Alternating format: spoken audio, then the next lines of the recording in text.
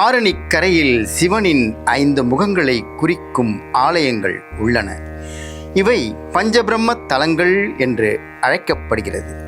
அந்த வகையில் சிவராத்திரி சிறப்பு நிகழ்ச்சியாக காசிக்கு நிகராக போற்றப்படும் அருள்மிகு மரகதவல்லி சமேத ஸ்ரீ வரமூர்த்தீஸ்வரர் திருக்கோயிலை பற்றி ஜெம்பக்தியின் இறைப்பயணம் நிகழ்ச்சியில் காண்போம், வாருங்கள். ஜெம்பக்தி நேயர்களுக்கு வணக்கம். இன்றைய இறை பயணம் நிகழ்ச்சியில நாம எந்த கோவிலை பத்தி தெரிஞ்சுக்க போறோம் அப்படின்னு பார்த்தோம்னா, சென்னை ரெட்டில்ஸ்க்கு பக்கத்துல இருக்கக்கூடிய அரியதுரை கிராமத்துல இருக்கக்கூடிய ஸ்ரீ மரகதவல்லி சமேத அருள்மிகு வரமூர்த்தீஸ்வரர் திருக்கோவிலை பத்தி தான் தெரிஞ்சுக்க போறோம். அரியதுரை அப்படிங்கிற பேரை கேட்டதுமே அதுக்கான பொருளை நம்ம பார்க்கும்போதே அரிய துறை அப்படின்னு பிரிச்சோம்னா, அரியனா ரேர், துறைனும் போது ஒரு பிளேஸ் அப்படி குறிக்குது. அப்படின்னு பார்த்தோம்னா ரேர் பிளேஸ், அதாவது ரொம்ப அரிதான ஒரு இடத்துல இருக்கக்கூடிய ஒரு கோவில் அப்படின்னு கூட நம்ம சொல்லலாம். இந்த கோவில் என்ன சிறப்பு அப்படின்னு பார்த்தோம்னாக்கா, நம்ம நிறைய பேருக்கு காசிக்கு போகணும், காசி விஸ்வநாதரை தரிசிக்கணும் அப்படிங்கிற ஒரு ஆசை இருக்கும், அதே மாதிரி ஆர்வம் இருக்கும். ஆனா அங்க போக முடியாத சூழல் நமக்கு ஏற்பட்டு இருக்கும் இல்லையா? அப்படிப்பட்டவங்க நிச்சயமா இந்த கோவிலுக்கு வந்தீங்க அப்படின்னா காசிக்கு போன அந்த பலன் இங்க கிடைக்கும் அப்படின்னு சொல்றாங்க. இந்த கோவிலுடைய வரலாறு என்ன, இந்த பழமையான சில இடங்கள்லாம் இங்க இருக்கு, அதாவது ஆறு, ஆலமரம், இந்த மாதிரியான இடங்கள்லாம் இருக்கு. இதை பற்றி நம்ம இந்த காணொலியில விரிவா தெரிஞ்சுக்கலாம். முதல்ல நம்ம இப்போ இங்க இருக்கக்கூடிய கங்கை ஆற்றில் இருக்கக்கூடிய அந்த நீர் கலக்கக்கூடிய ஒரு ஆறு இங்க இருக்கு, அதை பத்தி தெரிஞ்சுப்போம்.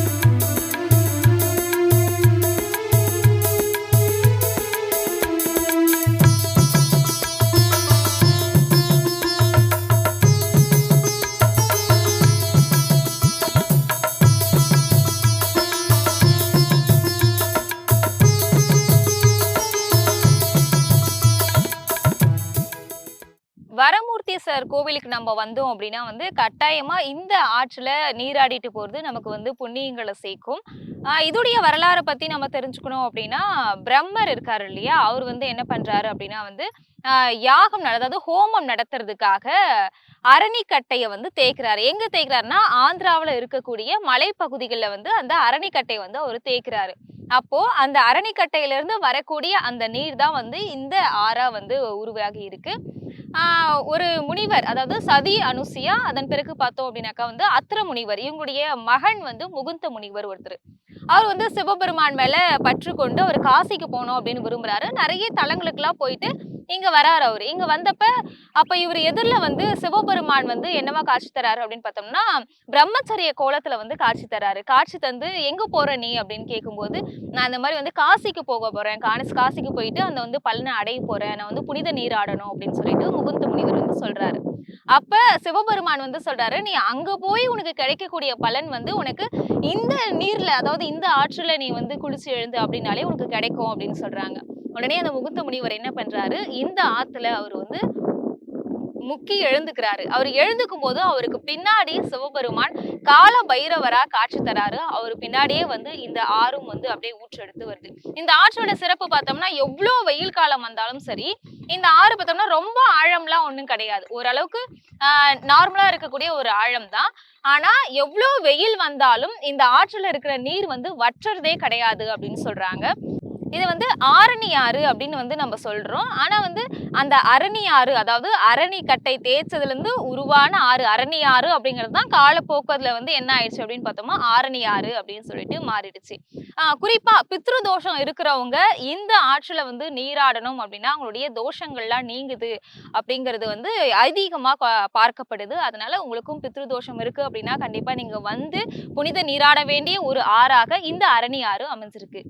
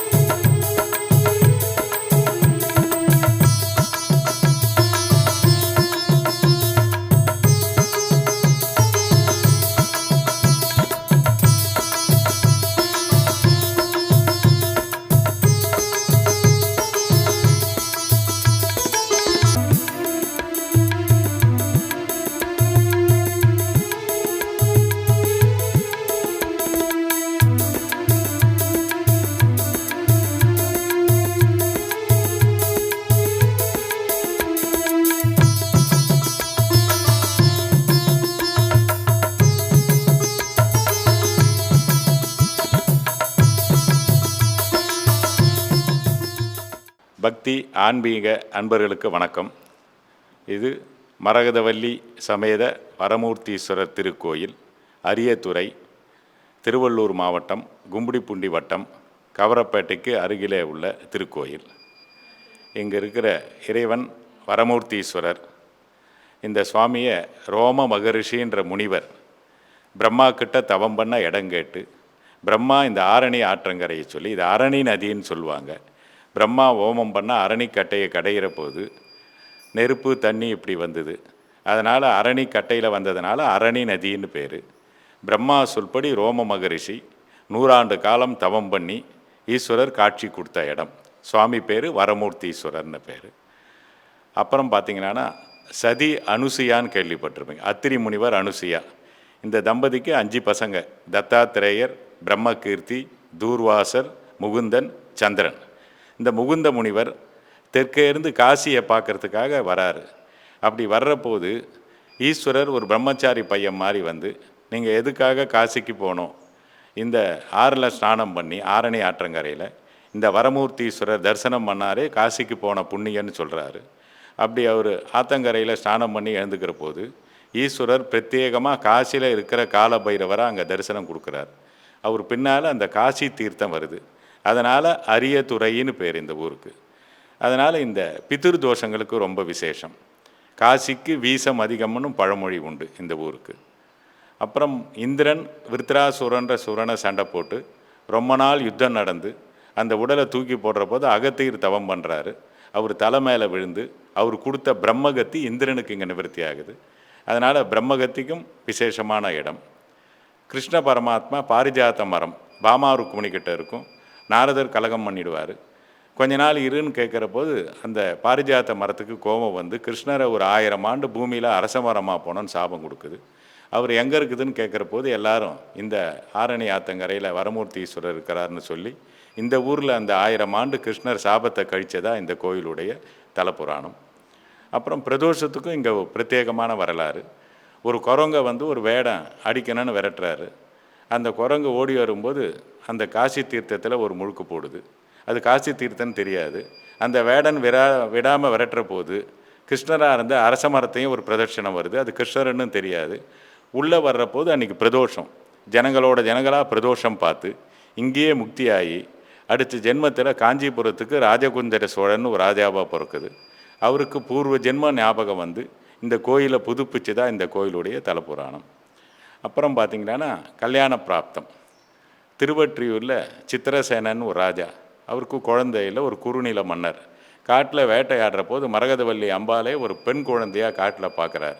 அந்த குழந்தையை எடுத்து வளர்த்து கல்யாண காலம் அந்த சுயம்வரம் ஏற்பாடு பண்ணும்போது சுவாமி குதிரையில் போய் சேகரிச்சின்னு வந்துடுவார். அந்த ராஜா படையோடு வர்ற போது ஈஸ்வரர் இந்த கோயிலில் கல்யாண கோலத்தில் காட்சி கொடுப்பார். அதனால் இங்கே வந்தால் கல்யாண பிராப்தத்துக்கு ரொம்ப விசேஷமான இடம். அப்புறம் இங்கே நவகிரகம் கிடையாது. நவகிரகம் இல்லைன்னாவே அது ஒரு பழைய கோயில்னு ஒரு அர்த்தங்க. மேலே பல்லி நாகங்கள்லாம் இருக்கும். இங்கே பரிகார தலங்களில் இந்த மாதிரிலாம் இருக்கும். பைரவர் காட்சி கொடுத்ததுக்கு ஆதாரமாக மணல்லே ஒரு பைரவரும் இருக்குங்க. அதனால் அஷ்டமியில் பைரவர் தரிசனமும் இங்கே ரொம்ப விசேஷம். அதனால் பித்ரு தோஷம், பிரம்மகத்தி தோஷம், பூர்வ ஜென்ம தோஷம், கல்யாண பிராப்தம், குழந்தை வேண்டுதல், வேலை, படிப்பு எல்லாத்துக்கும் விசேஷமான கோயில். வரமூர்த்தீஸ்வரர் வரந்தந்தருள்வார். மரகதவல்லி தாய் மனங்குளிரச் செய்வாள். வணக்கம். வரமூர்த்தீஸ்வரர் ஆலயத்துக்குள்ள தான் இப்போ நாம் இருக்கிறோம். ஆலயத்துக்குள்ள உள்ள நுழைஞ்சதுமே நமக்கு முதல்ல நடராஜர் தெற்கு நோக்கி நமக்கு காட்சி தராரு. அப்படி இந்த பக்கம் பார்த்தோம் அப்படின்னா வந்து மூலவர் வரமூர்த்தீஸ்வரர் நமக்கு லிங்க வடிவில் காட்சி தராங்க. அப்படியே நடராஜருக்கு அந்த பக்கமாக பார்த்தோம் அப்படின்னா அம்பாள் மரகதவல்லி அம்பாள் அவங்க வந்து தெற்கு நோக்கி நமக்கு காட்சி தராங்க. அது மட்டும் இல்லாமல் நமக்கு சிறப்பான ஒரு இடம் இங்கே இருக்குது. என்ன அப்படின்னு சொன்னோமா, நம்மளுடைய வரமூர்த்தீஸ்வரரும் மரகதாம்பாளும் சுந்தரேஸ்வரராக அதாவது திருமண கோலத்தில் நமக்கு காட்சி தராங்க. இது இந்த கோவிலுடைய சிறப்பு அப்படின்னு கூட சொல்லலாம். ஏன்னா திருமணம் வேண்டி வரவங்க இங்கே வந்து வழிபட்டால் அவங்களுக்கு வந்து விரைவிலை திருமணம் நடக்கும் அப்படிங்கிற நம்பிக்கை இங்கே இருக்குது. அது மட்டும் இல்லாமல் இந்த கோவிலில் இன்னும் நிறைய சிறப்பு மிக்க விஷயங்கள்லாம் இருக்குது. அது என்ன அப்படிங்கிறத நான் உங்களுக்கு ஒவ்வொன்றா சொல்கிறேன். பிரம்மாவுடைய வழிகாட்டுதல் படி ரோம மகரிஷி இங்கே வந்து தவம் புரிஞ்சதுக்கான சான்றுகள் இங்கே இருக்கக்கூடிய தூண்களில் வந்து காணப்படுது. அதில் மேலே இப்போ நம்ம பார்த்துட்டு இருக்கிறத பார்த்தோம்னா அவர் வந்து சின்ன வயசில் இருக்கக்கூடிய அந்த காட்சி அது வந்து சிற்பமாக இருக்குது. அப்படியே கொஞ்சம் கீழே வந்தோம் அப்படின்னா வந்து அவர் இன்னும் கொஞ்சம் ஒரு நடுத்தர வயது அப்படின்னு சொல்லுவோம் இல்லையா, அந்த வயதில் அவர் வந்து இங்கே இந்த கோவிலில் தவம் பண்ணதுக்கான சான்று வந்து அதே தூண்லேயே பார்த்தோம்னாக்கா கீழே வந்து நமக்கு இருக்குது. அது மட்டும் இல்லாமல் அவர் வந்து அமர்ந்த கோலத்தில் தவம் புரிஞ்ச கோலத்தில் இருக்கக்கூடிய மகரிஷியும் வந்து நம்ம பார்த்துட்ருக்கோம். இப்போது இந்த தூணில் நம்ம பார்த்துட்ருக்கக்கூடிய இந்த சான்று பார்த்தோம்னா அவர் வந்து அமர்ந்த கோலத்தில் தியானம் பண்ணிகிட்ருக்காரு. அதை தான் நாம் இப்போ பார்த்துட்ருக்கோம். அவர் இங்கே வந்து தவம் பண்ணதுக்கான சான்றுகள் இங்கே இருக்கக்கூடிய தூண்களில் பல்வேறு விதங்களாக இருக்குது. சின்ன வயசில் இருக்கிறது, நடுத்தர வயசு, அதன் பிறகு பார்த்தோன்னா அமர்ந்த கோலத்தில். இப்போ இந்த தூணில் நம்ம பார்த்துட்ருக்கிற இந்த சிற்பம் பார்த்தோம் அப்படின்னா இது வந்து அவர் கொஞ்சம் ஒரு வயசானதுக்கு அப்புறமா இருக்கக்கூடிய ஒரு கோலத்தில் தான் நம்ம பார்த்துட்ருக்கோம். இப்போ இந்த சான்றுகள்லாம் வச்சு பார்க்கும்போது அவர் வந்து நிறைய ஆண்டுகள் இங்கே வந்து தவம் புரிஞ்சிருக்கிறாரு அப்படிங்கிறத வந்து நம்மளால் புரிஞ்சுக்க முடியுது. ஏன்னா அதை குழந்தை பருவம் மேலே பார்த்த மாதிரி கொஞ்சம் குழந்தை பருவன்றதோட ஒரு பால்ய பருவம் அந்த மாதிரி, அதுக்கப்புறம் நடுத்தர வயது, வயதான காலத்தில் அப்படின்னு சொல்லிட்டு பல்வேறு காட்சிகளை நம்ம இங்கே இருக்கக்கூடிய தூண்களில் சிற்பங்களாக பார்க்க முடியுது.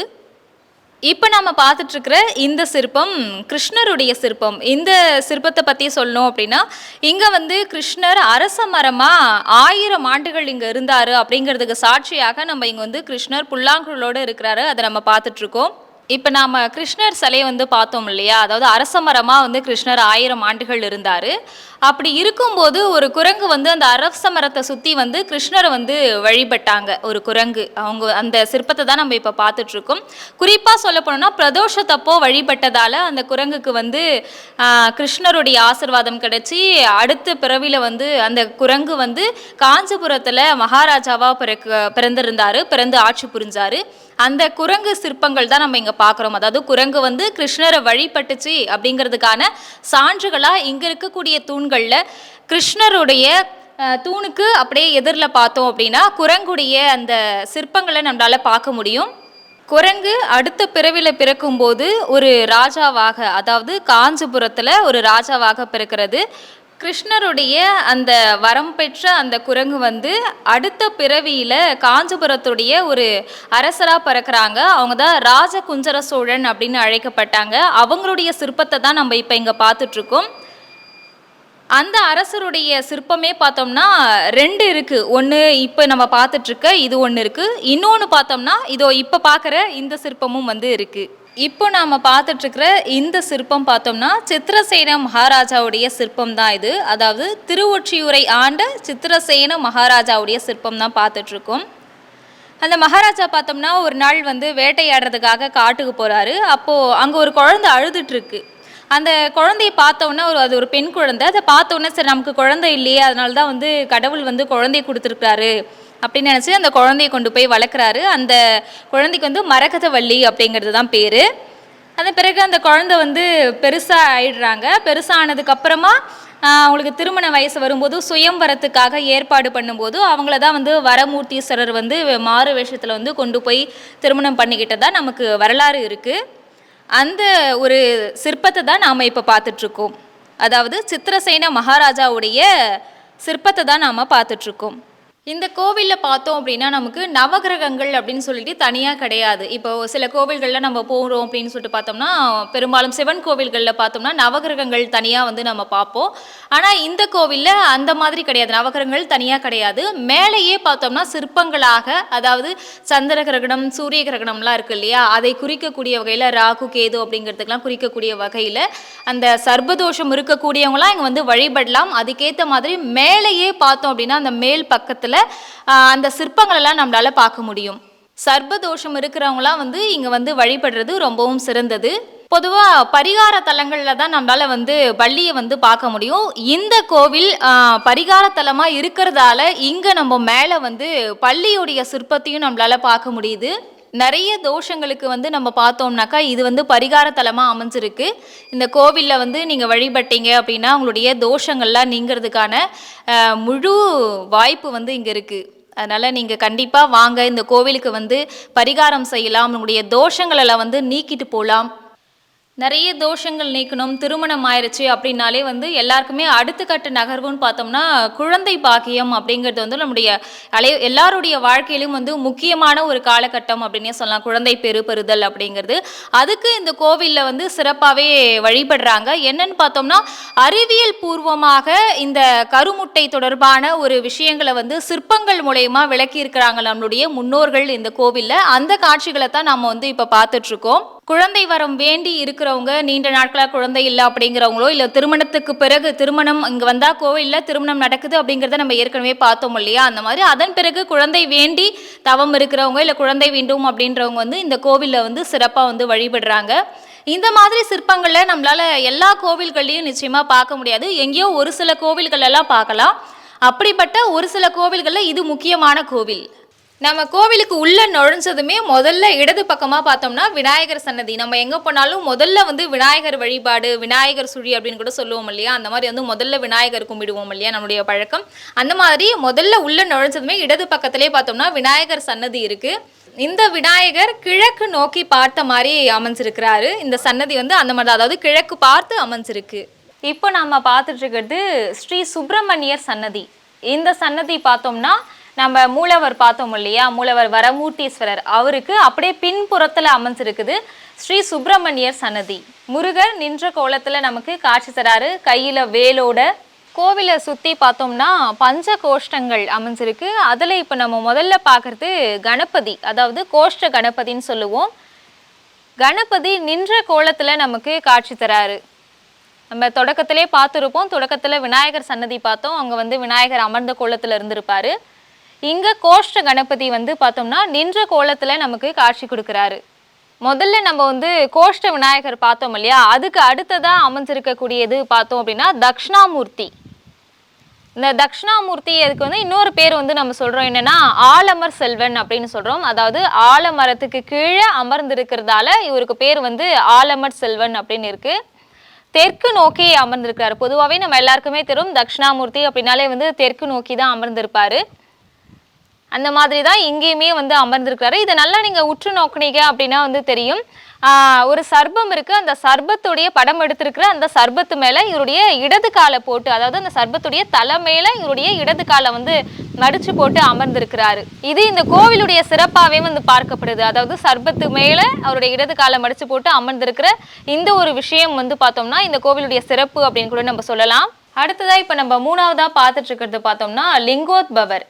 இந்த காட்சி பற்றி சொல்லணும் அப்படின்னா பார்த்தோம்னா ரெண்டு பேருக்கும், அதாவது பிரம்மாவுக்கும் விஷ்ணுக்கும் யார் பெரியவங்க அப்படிங்கிற போட்டி வரும்போது அப்போ நடுவில் சிவபெருமான் வந்து நடுவராக நிற்கிறாரு. அப்போ பார்த்தோம்னாக்கா யார் அடியையும் முடியையும் பார்க்குறாங்களோ அவங்க தான் பெரியவங்க அப்படின்னு சொல்லும்போது ஒருத்தர், அதாவது விஷ்ணு வந்து அடியை காணவும் பிரம்மா வந்து முடியை காணவும் அவங்க போவாங்க. அதை விளக்கக்கூடிய வகையில் இந்த காட்சியை நம்ம பார்க்குறோம். இந்த லிங்கோத்பவர் பார்த்தோம்னா மூலவர் இருக்கார் இல்லையா, வரமூர்த்தீஸ்வரர், அவருக்கு பின்புறத்தில் அமைஞ்சிருக்கிறாரு மேற்கு நோக்கி.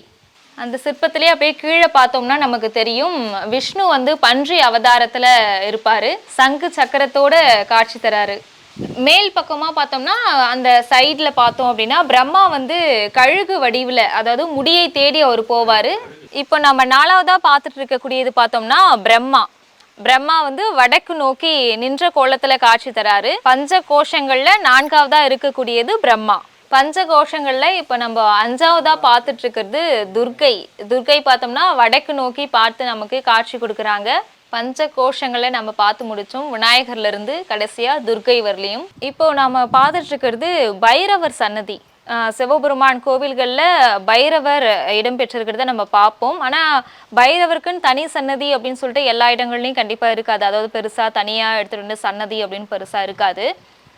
ஆனால் இங்கே வந்து சிறப்பு, இங்கே நம்ம சொன்ன மாதிரி ஏற்கனவே பைரவர் அப்படின்னாலே இந்த கோவிலில் வந்து சிறப்பு. ஏன்னா வந்து நமக்கு ஆற்றங்கரையில் வந்து பைரவர் வந்து காட்சி தந்தார் இல்லையா, முகுந்த முனிவருக்கு வந்து காட்சி கொடுக்குறாரு. அவர் இங்கே காட்சி கொடுத்தார் அப்படிங்கிறதுக்கு சான்றா இங்கே பார்த்தோம்னா அந்த பைரவருக்கு பக்கத்தில் இன்னொரு பைரவர் இருக்கா இல்லையா, அதாவது மணல் பைரவர் அப்படின்னு சொல்கிறோம். மணலில் ஒரு சுயம்புவாக உருவாகி இருக்கக்கூடிய அந்த பைரவர். இப்போ நம்ம பார்த்துட்டு இருக்கிறது பார்த்தோம் அப்படின்னா வந்து மணல் பைரவர், அதாவது ஆற்றங்கரையில் வந்து முகுந்த முனிவருக்கு பைரவர் காட்சி கொடுத்தாரு. அதுக்கு ஆதாரமாக, அதற்கு சான்றா வந்து இந்த கோவிலில் பார்த்தோம்னாக்கா மணல் பைரவர் வந்து சுயம்புவாக எழுந்தருளி இருக்கக்கூடிய அந்த காட்சியை தான் நம்ம பார்க்குறோம். முதல்ல ஒரு பைரவர் பார்த்தோம் வந்து கையில வந்து திரிசூலத்தோட ஒரு பைரவர் இருந்தாரு. பக்கத்துல மணல் பைரவர், ஆற்றங்கரை அப்படின்னாலே வந்து மணற்பகுதி இல்லையா, அதனால வந்து மணல் பைரவர் இருக்கிறாரு. இந்த கோவிலுடைய சிறப்புனே வந்து கண்டிப்பா அந்த மணல் பைரவரை வந்து சொல்லலாம். ஏன்னா நம்ம ஏற்கனவே சொன்ன மாதிரி தான் கோவில்கள்ல அப்படின்னா பைரவர் அப்படின்னா தனி ஒரு இடத்துல அப்படியே சின்னதா அப்படியே பார்த்துட்டு வந்திருப்போம். ஆனா இங்க பைரவருக்குன்னு சன்னதி தனியா இருக்கு. அதுல 2 விதமான பைரவர்களை நம்ம இப்ப பார்த்துட்டு இருக்கோம்.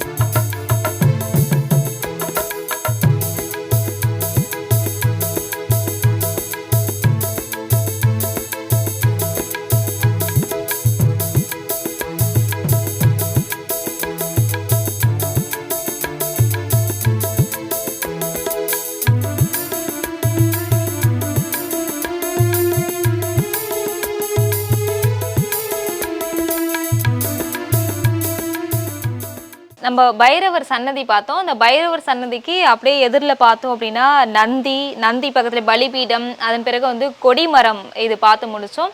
அடுத்ததாக வழக்கம் போல் இருக்கிற மாதிரி தான் அக்னி மூலையில் சூரியனுடைய சன்னதி பார்த்துட்ருக்கோம். எல்லா கோவில்கள்லையுமே பார்த்தோம் அப்படின்னா நம்ம அக்னி மூலையில் வந்து பார்த்தோம் அப்படின்னா வந்து சூரியன் இருப்பார் இல்லையா, அந்த மாதிரி தான் இங்கேயும் சூரியனுடைய சன்னதி வந்து இங்கே இருக்குது. நேர்களே, இவ்வளோ நேரம் வந்து நீங்கள் இந்த கோவிலை சுற்றி எல்லாத்தையுமே வந்து பார்த்து கண்டிப்பாக வந்து பக்தி பரவசம் அடைஞ்சிருப்பீங்க அப்படின்னு சொல்லிட்டு நான் நம்புகிறேன். இந்த கோவிலுடைய சிறப்புகள் இன்னும் நம்ம சொல்ல போனோம் அப்படின்னு பார்த்தோம்னா, மும்மூர்த்திகளோட தொடர்புடைய கோவில் இந்த கோவில். என்ன இது சிவபெருமான் கோவில் வந்துட்டு மும்மூர்த்திகளோட தொடர்புடைய கோவிலா அப்படின்னு சொல்லிட்டு நீங்க கட்டாயமா வந்து யோசிக்கலாம். எப்படின்னு பார்த்தோம்னா, முதல்ல சொன்ன மாதிரி இந்த கோவிலுக்கு தவம் செய்யறதுக்காக வழிகாட்டினது அப்படின்னு பார்த்தோம்னா பிரம்மன் தான் இல்லையா? அதனால பிரம்மன். அதன் பிறகு பார்த்தோம்னா இங்க இருக்கக்கூடிய அரச மரம் வந்து யார் இருக்காங்கன்னா, கிருஷ்ணர் தான் வந்து 1000 ஆண்டு காலம் அரச மரமா இருந்தாரு. அப்படி பார்த்தோம்னா விஷ்ணு. அதன் பிறகு மூலவர் பார்த்தோம்னா வரமூர்த்தீஸ்வரர் வந்து ஈசன். அப்போ மும்மூர்த்திகள், அதாவது பிரம்மா, விஷ்ணு, சிவபெருமான் 3 பேருடையும் தொடர்புடைய ஒரு தலம் தான் இந்த தலம். இதுல இருந்தே தெரிஞ்சிருக்கும் இந்த கோவில் வந்து எவ்வளவு சிறப்பு மிக்க ஒரு கோவில் அப்படிங்கிறது உங்க எல்லாருக்குமே கண்டிப்பா வந்து தெரிஞ்சிருக்கும். இந்த கோவில்ல நீங்க வந்து வழிபட்டீங்க அப்படின்ற பட்சத்துல உங்களுக்கு மும்மூர்த்திகளையும் வணங்கின ஒரு பலன் வந்து கிடைக்கும் அப்படிங்கிறதுல எந்த ஒரு சந்தேகமுமே வந்து கிடையாது இல்லைங்களா? கண்டிப்பா எல்லாருமே இந்த கோவிலுக்கு வந்து வரணும். அப்புறம் இந்த கோவில்ல வந்து திருமணம் ஆகாதவங்க, அவங்க வந்து பார்த்தோம்னா திருமணம் வேண்டும், அதாவது திருமணம் வேண்டி தவம் இருக்கிறவங்க, இல்ல திருமணம் வேண்டும் அப்படின்னு ஆசைப்படுறவங்க என்ன பண்றாங்கன்னா, இந்த கோவிலை வந்து வழிபடுறது மூலியமா கூடிய விரைவில் அவங்களுக்கு வந்து திருமணம் நடக்குது. அது மட்டும் இல்லாம திருமணத்துக்கு பிறகு குழந்தை வரம் வேண்டவங்களும் வந்து இந்த கோவில்ல வந்து தொடர்ந்து வந்து அவங்களுடைய வழிபாடுகளை வைக்கிறது மூலியமா அவங்களுக்கு சீக்கிரமா வந்து குழந்தை பேரும் கிடைக்கிறது அப்படிங்கிறது வந்து முழுமையான ஒரு நம்பிக்கையாகவே வந்து இங்க பார்க்கப்படுது. என்னென்ன விழாக்கள்லாம் சிறப்பா இங்க கொண்டாடுறாங்க அப்படின்னு பார்க்கும்போது, பிரதோஷம், எப்பவுமே பிரதோஷம் கொண்டாடணும். அந்த மாதிரி வந்து மாதம் பிரதோஷம் கொண்டாடுறது. அதன் பிறகு பௌர்ணமி, அப்புறம் வந்து தேய்பிறை அஷ்டமி.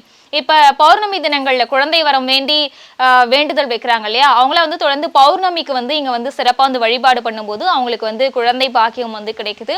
அதன் பிறகு கஷ்டத்துல இருக்கிறவங்க, எனக்கு வந்து வியாபாரத்திலயோ இல்ல தொழில வந்து கஷ்டம் இருக்கு, இல்ல வந்து எனக்கு கல்வி வேணும், படிப்பு சார்ந்து என் பிள்ளைகளுக்கோ இல்ல எங்களுக்கோ படிப்பு சார்ந்து வேண்டுதல் வைக்கிறவங்க வந்து தேய்பிறை அஷ்டமில பைரவரை வந்து வழிபாடு செய்யும் போது அவங்களுக்கு அந்த கஷ்டங்கள் எல்லாமே நீங்குது.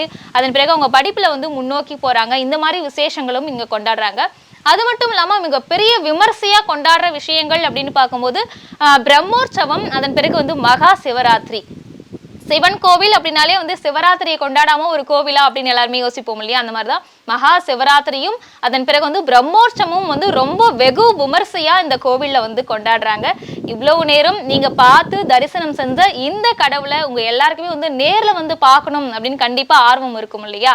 சென்னையில இருந்து ரெட் ஹில்ஸ் அங்க இருந்து வந்து பார்த்தோம் அப்படின்னா உள்ள வந்து அரியத்துறை அப்படிங்கிற ஒரு கிராமம், சின்ன கிராமம். அந்த கிராமத்துல இங்க இவ்வளோ பெரிய சிறப்புகள் வாய்ந்த பழமையான வரலாற்று சிறப்பு மிக்க இந்த கோவில் வந்து அமைஞ்சிருக்குது. கண்டிப்பா நீங்க எல்லாருமே வந்து இங்க வந்து தரிசனம் செய்யணும். மரகதவள்ளி அம்மா அருள்மிகு வரமூர்த்தீஸ்வரருடைய அருள் உங்க எல்லாருக்குமே வந்து கண்டிப்பா கிடைக்கும். வரமூர்த்தீஸ்வரர் வரம் தந்து அருள்வார், மரகதவள்ளி அம்மாள் மனம் குளிர செய்வாள். அனைவரும் வந்து இந்த இறைவரை வந்து பிரார்த்தனை செய்து வாழ்வில் நீங்கள் நலமோடு வாழ வேண்டும் அப்படிங்கிற வேண்டுதலோட இன்றைய இறைப்பயணம் நிகழ்ச்சியிலிருந்து நான் விடை பெற்றுக்கிறேன். மறுபடியும் வேற ஒரு இறைப்பயணம் நிகழ்ச்சியில உங்களை கண்டிப்பா வந்து சந்திக்கிறேன், வேற ஒரு கோவில்ல இருந்து. இவ்வளவு நேரம் உங்க கூட இருந்தது நான் கே தமிழ்மொழி.